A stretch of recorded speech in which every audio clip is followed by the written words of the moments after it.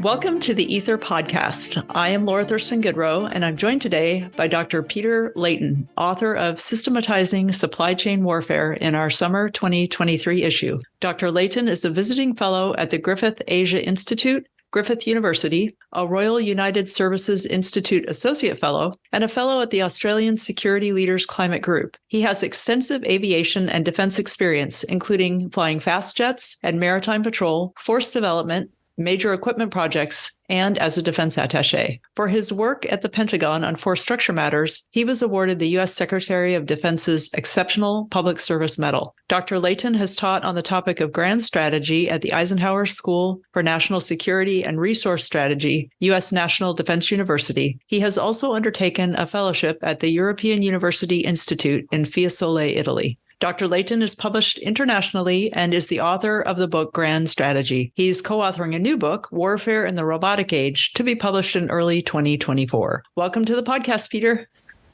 Hi, glad to be here. So first, can you tell us a little bit about your interest in the subject matter?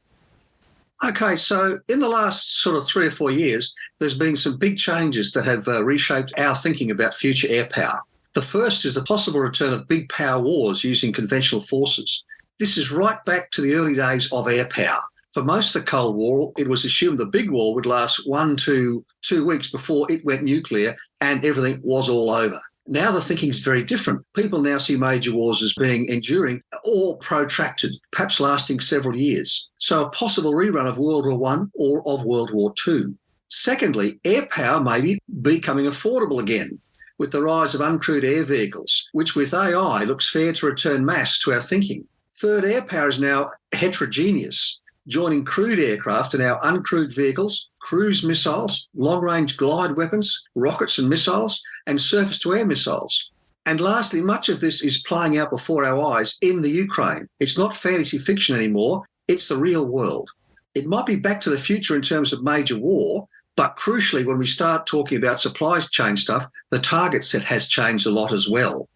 The concept of logistics has advanced as the business of supplying armies has changed since early in the last century. For most of the last century, businesses sought to keep their activities in-house, and they were integrated vertically so they could firmly control all aspects of their industrial processes. But in the 1990s, all of this changed. A rapidly increasing number of companies started to shift to being integrated on a horizontal plane, using extensive outsourcing and keeping only core functions in-house. In shifting to horizontal integration with its sideways cross-company, cross-continent flow of materials and resources, the supply chain term now dominates the lexicon. The logistics term is now mainly for within an organisation. So modern supply chain today, vast, complex, global, and best understood using a systems outlook rather than the reductionist ones that was favoured by those earlier air power thinkers of the first half of the 20th century. These supply chains are systems with a purpose that have a certain operating logic, which in itself creates some sensitivities and vulnerabilities. So combining those sort of two bits, if you like, that air power thinking has changed, but our target set's changed as well, sort of made me think, if air power in its early days was big in attacking supply lines, how would we do this time round in the 21st century? Interesting. You then talk about those going to the 20th century air power, talking about the 3 dominant theories, interdiction, industrial web, and economic warfare. Can you talk about that a little bit in terms of how that applies?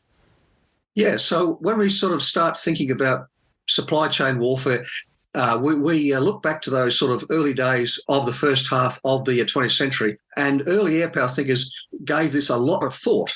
The interdiction part of it, of course, dates back as far as World War I. In the latter stages of World War I, Hugh Trenchard spoke about an air campaign that focused on the key targets of railways, railway marshalling yards, bridges, supply depots and road networks that moved the men and the material to the front lines. Interdiction was then developed further by another Brit, Royal Air Force thinker John Slessor, and he argued that air power could seal off an enemy's forces, strangling them into capitulation. In this, Slessor preferred supply interdiction of material and equipment over force interdiction. And these days we call force interdiction is battlefield air interdiction. So interdiction campaigns are dynamic and to be effective rely on the enemy forces being under pressure and needing continuous resupply to survive. This resupply is then targeted. Now, in the Pacific theatre during World War II, interdiction was mainly maritime. Of course, obviously, it's a lot more than just land warfare. In the Pacific theatre, Japanese troops, ships and merchant vessels were continually sunk, isolating the Japanese army units in the islands and making them ineffective. In modern wars, interdiction campaigns have been shaped by sanctuaries, where attacks on the adversary cannot be made. These sanctuaries and the friendly forces rules of engagements can be critical in assessing the prospects for interdiction success. Such factors reinforce that air interdiction, the activities of surface forces, and today, of course, friendly cyber war measures need to be integrated to create dilemmas for the enemy in terms of space and time. And an adversary must be denied the ability to respond sufficiently quickly to friendly actions. If that's interdiction and its long history, in the 1930s, a different concept turned up. It was a concept developed concerning attacking adversary supply systems rather than supply lines. The US Army Air Corps Tactical School there in Alabama proposed attacking a nation's industrial web. This was not an indiscriminate attack, but rather a carefully and prudently focused one against key nodes that would, so they thought, unravel the intricate web of a modern industrial economy.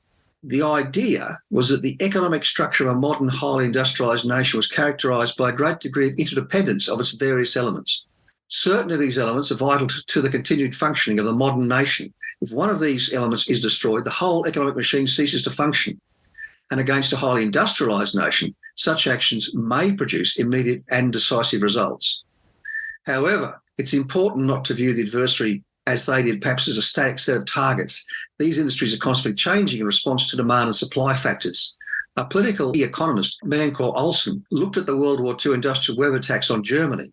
He found attacks on critical industries would not usually bring strategic success, as the adversary could often substitute another product and fill the gaps made. He emphasised that supply chain disruption was less effective in wealthy economies, as most commodities had many non-essential uses, allowing rationing to provide workarounds. It's not the type of good, but the type of use that distinguished a necessity from a luxury. Lastly, the third one, economic warfare. So again, in that interwar period, and just before the Second World War in 1939, the UK created a Ministry for Economic Warfare. Then that was later to be matched in the United States by the Board of Economic Warfare. The aim of economic warfare is to disorganise the enemy's economy as to prevent them from carrying on the war. Now, as we all know, economies are very complex systems composed of a number of infrastructure elements interconnected in a myriad of ways, including electrical grids, petrol and oil distribution networks, and telecommunication systems. As a result of this connectivity, an attack on one infrastructure element will influence the others to varying amounts. When targeting an economy, this connectivity and its intrinsic downstream effects can be leveraged. Conceptually, this differs from attacking a state's military forces. And while economic warfare may overlap with such attacks, it can also be waged independently, as sanctions used in the interwar period and indeed more recently demonstrate. In this, it's misleading to consider a national economy as rigid and unchanging. Instead, adjustment to change is the norm. Using an analogy, Olsen again observed that it'd be much better to compare an economy with a tree, which can grow a new branch when an old one is removed, than to a building, which will collapse if part of its foundation is destroyed. Economists have long been familiar with creating tactical supply problems for the adversary, but the opportunity presented by air power in World War II to create a strategic supply problem for the enemy was new and required some rethinking. Strategic supply involves the capacity of a nation's entire economy to supply its military forces and continue the war. In a tactical supply situation, no quantity of extra supplies of the wrong kind can be substituted for the missing items. In contrast, in a strategic supply situation, most of what is missing can be replaced, provided that a nation is willing and able to substitute enough production of other things to get it. To get around this, a major bottleneck of the overall economic system should be destroyed, with further attacks chosen that close off the possibilities of substitution. In such a manner, at least in theory, a national economy may be paralysed. At its core, though, economic warfare is a cumulative strategy, as Wiley spoke about years and years ago, where small gains each day add up. So then we move to the 21st century and supply chains. So I first want to have you talk about the concept of contemporary supply chains as restricted complexity systems. I think your observation that these systems are systems of intense interaction is apt. Okay, so when we start thinking about systems thinking, and this was one of the points that interested me in this entire area, I suppose, is that systems thinking is often spoken about, has been sort of talked about as a bit of a holy grail way of thinking for about the last 30 or 40 years. And then we talk about it, we don't necessarily apply it, and we have trouble moving it into the real world, if you like, and about how does this actually work for me? And I think to a point, there's a tendency to think of just two types of systems, complicated systems and complex adaptive systems. So complicated systems are like, if you like, clockwork kind of devices. The key characteristics of complicated systems are they are closed, they work in a linear fashion, and they function under a centralised authority. They're sort of rather military there, actually. In sharp contrast, complex adaptive systems are open, non-linear, and they organise themselves. And they're two quite different viewpoints. A problem in that is that we can impose either of these two models on how we understand a real-world system rather than look first and see what kind of system it is.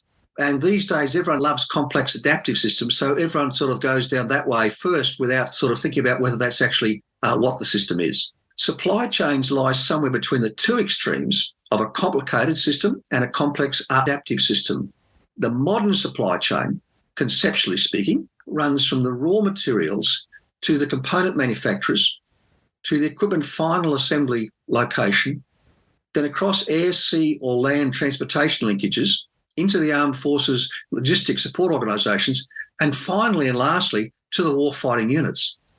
Such supply systems are systems with a purpose, as I said before, that have a certain operating logic, and this creates some sensitivity and vulnerabilities.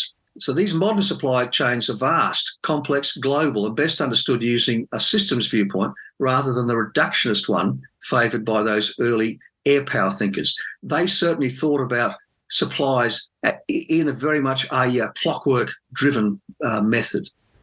Accordingly, supply chains may be usefully classified, as I think at least, as restricted complexity systems. Now, that's sort of in the middle there, as I said, between complicated and complex adaptive systems. Restricted complexity systems are characterised by being semi-open, multiple causality, and dispersed authority. What do those three buzzwords mean? Semi-open is being able to draw on resources outside the system to compensate for internal disruption, but only draw on those resources that have a dual civil-military function. Most modern military equipment requires specific components to operate and be repaired, and these can only come from particular supply sources. Secondly, multiple causality, in that supply solutions may come from multiple sources and through multiple pathways. Thirdly, dispersed authority, as there is no single directing authority. Instead, the nodes in a supply chain communicate and coordinate amongst themselves to ensure the inputs they need are received when the node needs them, and then the outputs are pushed into the supply chain when requested by other nodes. This means, of course, that a supply chain has some, in this restricted complexity system, has some inherent problems. The first is they can be a bit brittle. They can be fragile because it arises from the opaqueness to most of the entities involved in it. The presence of single points of failure and a high degree of complexity and interconnectedness. And we saw a few of those problems play out, of course, during the pandemic, where supply chains broke down or stalled because of relatively simple problems. However, the more complex the supply chain, the greater the possibility that it might fail, even to one or more of its functions. Still, this is only a possibility. As we spoke about before during World War II, product substitutions and workarounds may be viable. The second problem is today's supply chain geographic spread, which is often worldwide. Supply chains can then be subject to distant, unexpected events, such as earthquakes and pandemics and tidal waves, etc., or geopolitical tensions, such as with China, as is playing out with critical minerals now. And they can quickly create outsized impacts. The third problem can be a lack of vendor diversity. Products that require materials from a certain region or a single source are at greater risk of disruption. A fourth issue is limited transparency. The companies involved rarely understand the full scope of their supply chain. Supply chains are very complicated, especially for, say, modern military aircraft. And so the companies can have trouble taking early corrective action to effectively remedy looming problems. Contingency planning can be actually particularly difficult. And a fifth information, appropriate for our cyber age, is that information feedback in the system is often slow relative to the rate of changes occurring in the system. Each supply chain has a specific process to achieve the desired output. If disruptions happen too quickly, for the control mechanism to keep up, outputs will markedly fluctuate as the system fractures and becomes internally disorganized. Now, you can see from that we're now very definitely moved on from the reductionist models into systems thinking where the whole is greater than the sum of the parts. And of course, supply chain warfare tries to turn that on its head and make the whole less than the sum of its parts. So that's what we get to and how to plan against that. You write in the article, the target rather than the means of attack or the context forms the core of the discussion. You kind of bring the threads together and considering elements of 20th century airpower as they relate to supply chain warfare campaign planning at the three levels, operational, strategic, and grand strategic levels of warfare. I go back to the thing that you've mentioned a couple of times now, that supply chains are systems with a purpose that have a certain operating logic, which in itself creates sensitivities and vulnerabilities. So how do we get at this? What are your recommendations? I know you mentioned artificial intelligence, machine learning, additive manufacturing, some of the parts and pieces of this, but tell us about how we get at supply chain warfare campaign planning. Well, if we think back to the early days of airpower thinking, the reductionist approaches are certainly out of favour. So I reverse a framework that was first conceptualised by Nella Meadows about 20 years ago. And she wrote some great stuff about how to improve the performance of the systems. So I turn that on its head and I seek instead ways to make the system fail. I said, this is what first got me interested in this, was the idea that a system is a system. And so you could leverage off particular important parts of the system. And if you like, leverage off how the system works to make the system fail. It's not just the attacks that will actually stop things working, but the system will work against itself. Now, supply chain networks are social technical systems with human and non-human elements. A bit like warfare in itself. Suppliers, manufacturers, retailers and customers work together through partnerships or alliances, each with a specific systemic function. An environment of intense interaction is created driven by exchanges of material, financial and informational resources, including knowledge. And of course, there's also a vertical dimension to all this, as supply chains usually have different tiers. So they're not just flat plane, if you like. There's also tier 1, tier 2, tier 3 and many tiers under that. Where airpower might be applied varies with the objectives of the particular campaign. At the operational level of war, supply chain warfare might focus on supporting the activities of other friendly military forces. This might draw on interdiction thinking and be phrased as actions to divert, disrupt, delay or destroy an adversary's military capabilities as they seek to gain their objectives. In the modern era, though, the focus is not on supporting just land forces as in some World War II campaigns, but rather supporting and acting across all domains, air, sea, land, space, and I suppose cyber. Yet as with traditional interdiction, supporting friendly forces in this way relies on the adversary actively using up their supplies that they need to quickly replenish. If we move up to that strategic level, industrial web approaches might aim to shorten the duration of the conflict by attacking key supply chain nodes, critical to particular industries supporting an adversary's armed forces. There is again a reliance on the adversary having suitable vulnerabilities that could be exploited. For example, the adversary might not be industrialised or might instead rely extensively on foreign support. And in a way, you can see that happening now with the Russians being cut off from semiconductors and so needing to buy fridges and washing machines from overseas, cannibalise those and use the semiconductors to then be the brains on certain of their missile systems. Lastly, at that grand strategic level, economic warfare concepts could be drawn upon to guide disrupting the supply chains of industries necessary to sustain the adversary's national power. This is much broader than degrading just an enemy's military power, would take a lot longer to achieve, would have a longer lasting impact. This objective shades into war termination in that an adversary's power might be purposefully reduced well into the post-war period. And you might say again that some sanctions against Russia during the Ukraine war aim to purposely reduce Russian power well into the post-war period as well. Across all these three supply chain options, the generic system leverages are similar, but with the specifics varying based on the objectives. The leverages of the system structure and interaction, selected stabilising buffers holding critical components, and lastly, the information flows. In addition, in the interdiction case, the balancing feedback can be exploited to ensure adversary commanders keep pushing more and more supplies forward and so provide multiple high-value targets and target sets for attack. And in the Ukraine, you can see that the interdiction attacks against bridges, supply depots, and railway marshalling yards. In contrast, in the industrial web and the national economic system cases, an adversary might bring balancing feedback loops into play to try to introduce substitutes for components made unavailable because of attacks. Attention should be paid to monitoring for such systemic innovation and actions taken to negate it. As I said, systems are dynamic, and this being a restricted complexity system, there will certainly be substitutions, workarounds. So you need to keep monitoring the system very, very closely and be adjusting what you're attacking and how you're attacking and how long for. Supply systems have long been seen as suitable for air attack. As said, since really about the middle of the First World War, that's over 110 years ago. Using a systems viewpoint allows an understanding of enemy supply chains and of where to attack to maximise the damage done in terms of cutting system performance and output. As I said, we're trying to leverage the system against itself.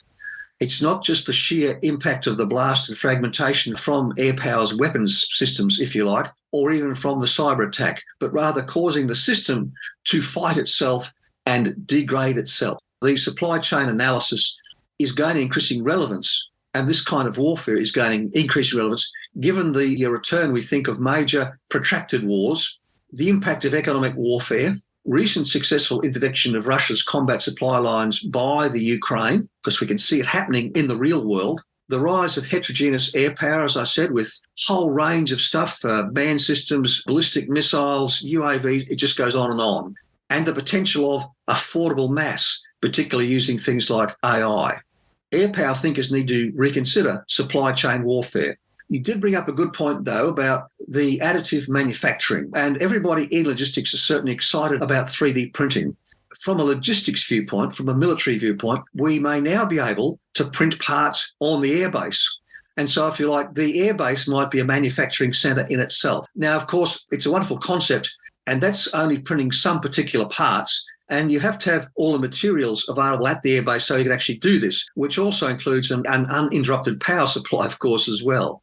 But the interesting thing is, I suppose, is that moving manufacturing forward in that sense to the front line is now making supply chain warfare perhaps even more useful or more important, because suddenly much more of the supply chain is actually within our reach. We spoke very early about sanctuaries during particular wars, and the Ukraine war, now Russia is a sanctuary, and the Ukrainians can't attack the Russian factories. But in the future, if we move 3D printing and additive manufacturing forward into air bases and the front line, we are to a certain extent moving our manufacturing base forward and helping an adversary by giving them possible targets that they can attack. So additive manufacturing changes things from one viewpoint, but also returns us back to the future of war, I suppose, because those earlier concepts are still appropriate now in the 21st century using some really high-tech stuff.